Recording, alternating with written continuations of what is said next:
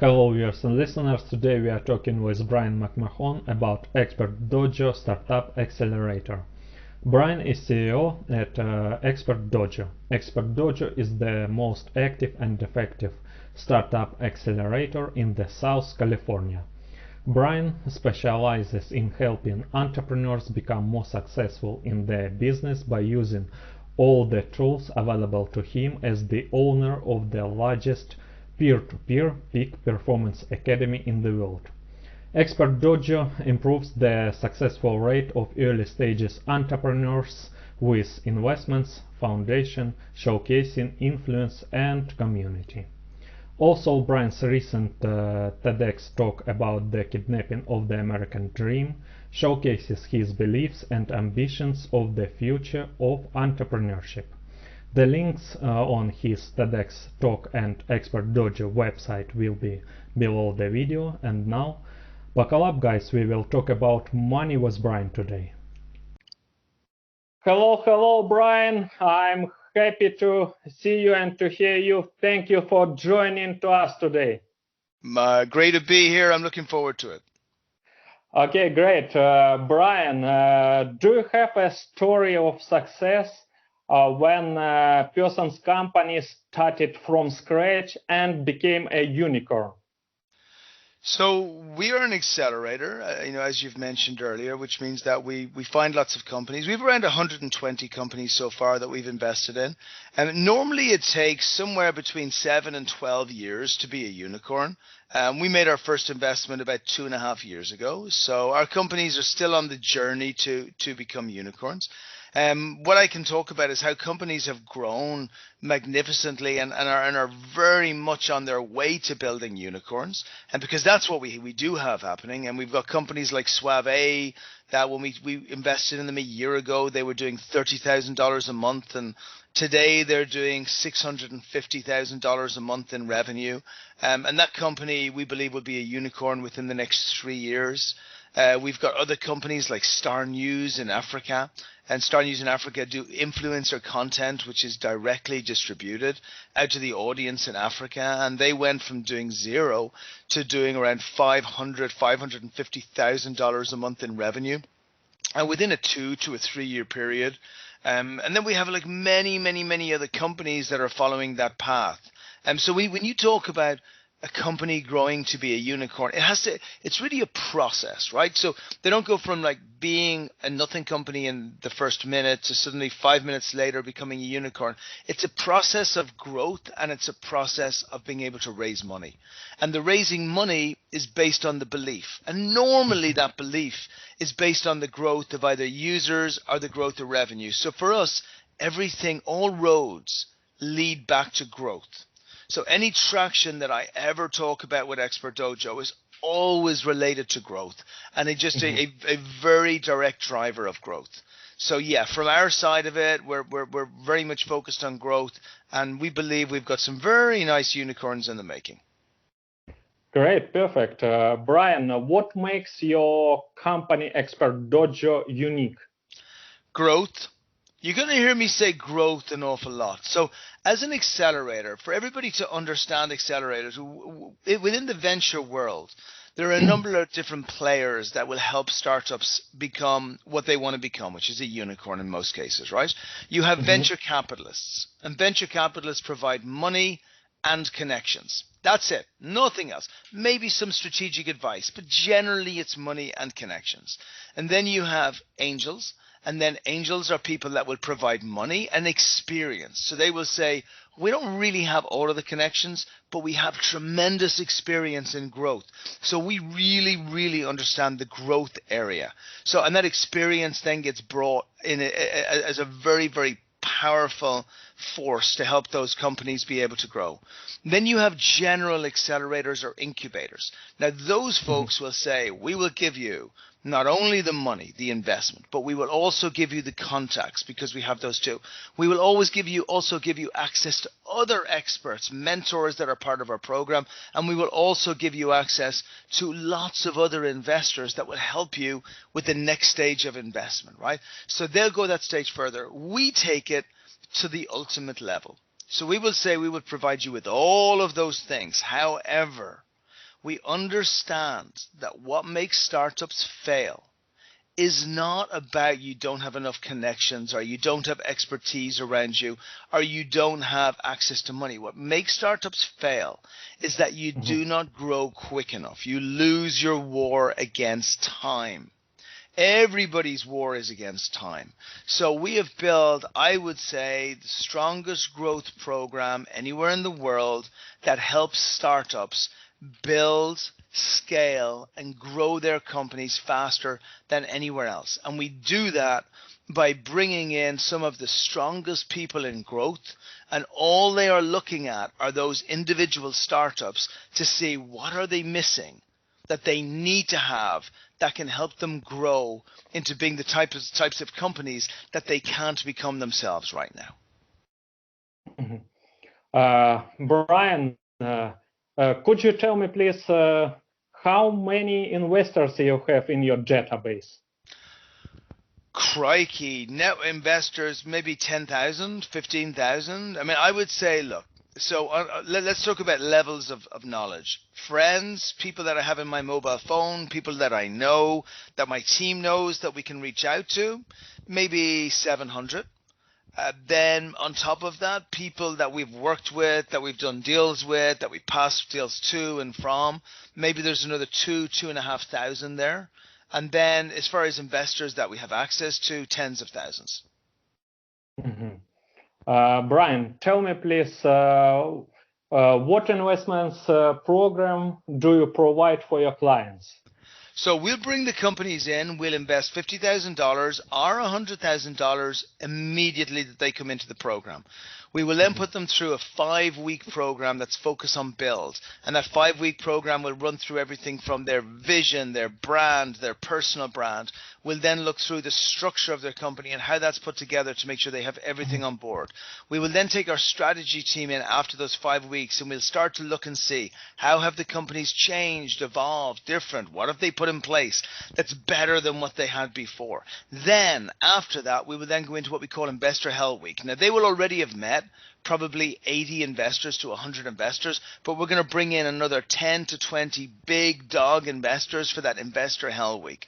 Now during that Investor Hell Week, what we're looking to try and do is we're looking to try and see how can we take those investors and actually make them stronger, better than they've ever been before, those startups stronger and better than they've ever been before.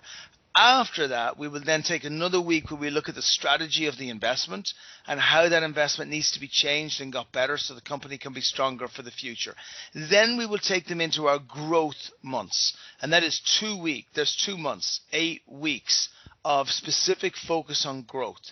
And all we're looking at is the avatars, the growth, the users, the SEO, the paid advertising, the affiliates, the partnerships, the landing pages, the lead pages, every single thing that they require to be successful inside their company. Now, once we do that, we then go to the next stage, and the next stage is we look at the strategy to keep helping them grow. Because by the time they've gone through that initial period, they should have already raised their next round of finance, whether that's 500,000, a million, 10 million, whatever the number is that they need to do. So everything for us is about growth, growth, growth. And then we stay with them for the entire 3 years that they're with Expert Dojo. Great. Brian, you already mentioned, but I like to ask you again, lots of highly qualified professionals have their potentially extremely profitable ideas, projects, but they have no idea where and how to start their startup. How can you help them? So yes, you ask about growth. Again, we only invest in companies. We don't provide growth programs on their own. If we don't invest in you, we cannot help you at this stage. So every single company that comes into our program are companies that we have invested $50,000 or $100,000 into, and that we intend to invest up to $1 million into in the future. So we work on that whole process to take you from the beginning all of the way through. So yes, but you need to receive investment. If we don't invest in you, we can't take you through our program. But if we do invest in you, that's when we work with you on the growth program, the build program, and the Investor Hell Week, and the strategy that goes around. Brian, what are your requirements to the startup? So normally speaking, when I'm looking at a startup and deciding if we're going to invest, we will look at about 5 things. I will look at number 1, does the startup have the skill set? Do they have the execution power to be able to make it through? Can I see in their previous history that they have executed to a sufficiently high level that we believe that they're going to be able to execute going forward? Number 2, I want to be able to see, does the team have the skill gaps to be able to be successful? Now, what does that mean? That means that normally people don't have the skills to be able to go forward. So if a company is a highly technical product, do they have a chief technology officer? If the company has a highly logistical product, do they have strong logistical people? If the company requires a lot of outreach, do they have good outreach within their organization? Like, where are the skill gaps? Number 3, I will look to see, does the company have a direct path to $100,000 in revenue or 100,000 users? Number 4, I will then look to see, does the company have a market size that can allow them to achieve $10 million a month in revenue? And number 5, I will look to see, does the startup have a sufficiently good aura, a sufficiently good surrounding around them that allows them to be able to pitch to investors, that investors will believe their vision going forward?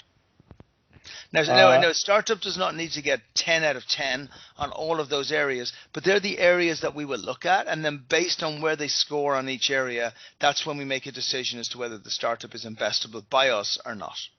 Mm-hmm. Brian, what niches do your investors prefer to invest in? So we're very general. I mean, we have specific accelerator programs in specific areas, but we're very general on what we'll do. If we see a company we like, I saw a company a few moments ago, and they're within the highly technical space of teaching companies how to use softwares. That's great. It just needs to be highly scalable. So if somebody's making a children's toy, we're probably not going to do that because it's not highly scalable. If somebody's building a technology which is going to power all technologies on the world, that is highly scalable. Brian, do you create a roadmap for investors? I mean, a document which includes strategy of entrance and strategy of exit. Yes, of course. Well, so look, as an accelerator, our job is to help the startup become a unicorn. That's what we do. That's why they come to an accelerator. And that means the introductions to other investors. That means working with them on their path to becoming a unicorn. It means helping them build their team. It means helping them build their structure and their process, all of these things. Great. Brian, just in your opinion, housing crash, mortgage crisis, assets bubble, stock market bubble, bank failing, is it inevitable? Is it the nature of the financial monetary system? And everything what we can do is just to have deep understanding of how the economy works and make money on crisis.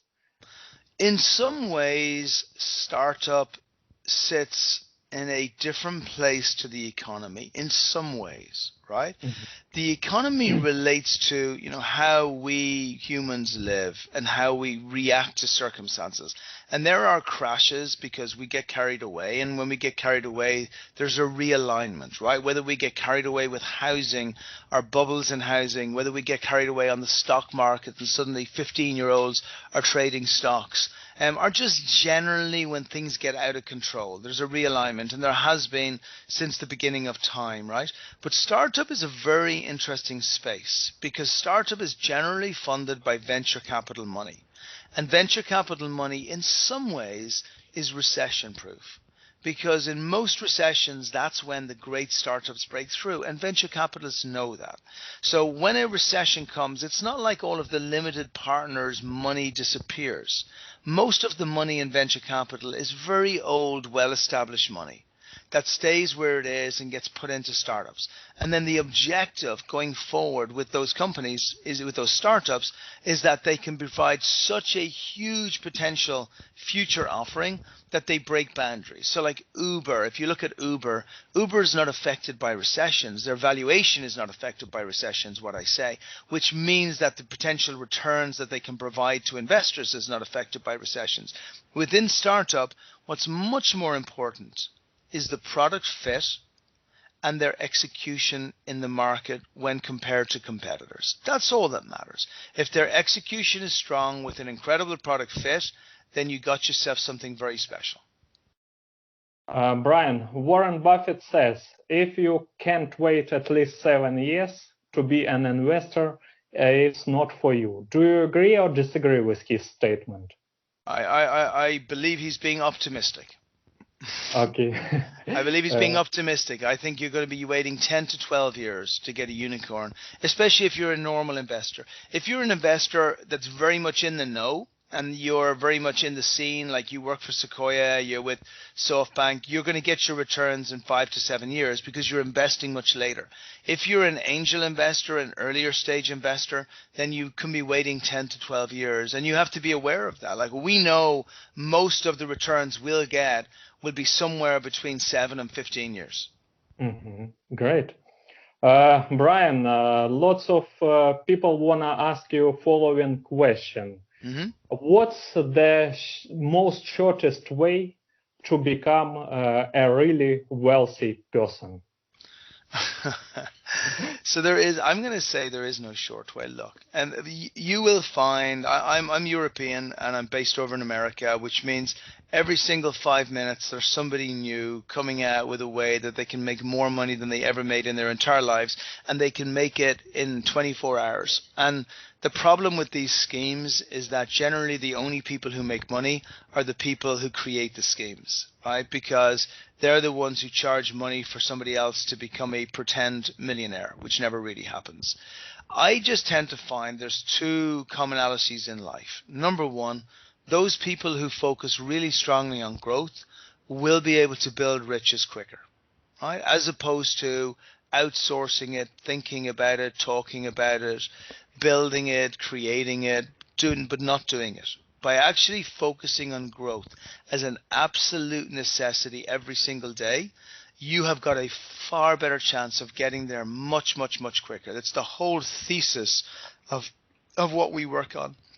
And the second thing, if you're going to build something truly great, no matter what it is, if you want to build your Amazon, if you want to build your Uber, if you want to build your Virgin Airlines, like whatever the brand is, your Coca-Cola, your Levi's, all of these brands took many, many, many years to build. And that took hard work. So my suggestion, if people want to get rich quick suggestion, my suggestion is start earlier in your life. Don't wait until you're 40, 50, until you have kids, until you've got everything in place. Like, don't wait for that. Just do it when you're earlier in life and get started quickly. Find a huge need. Look for problems that exist. There are problems everywhere that need to get sorted out. Look where people are facing huge friction, huge challenges on getting things done. And then look to see what skill sets either you or other people you know have that can actually fix those problems.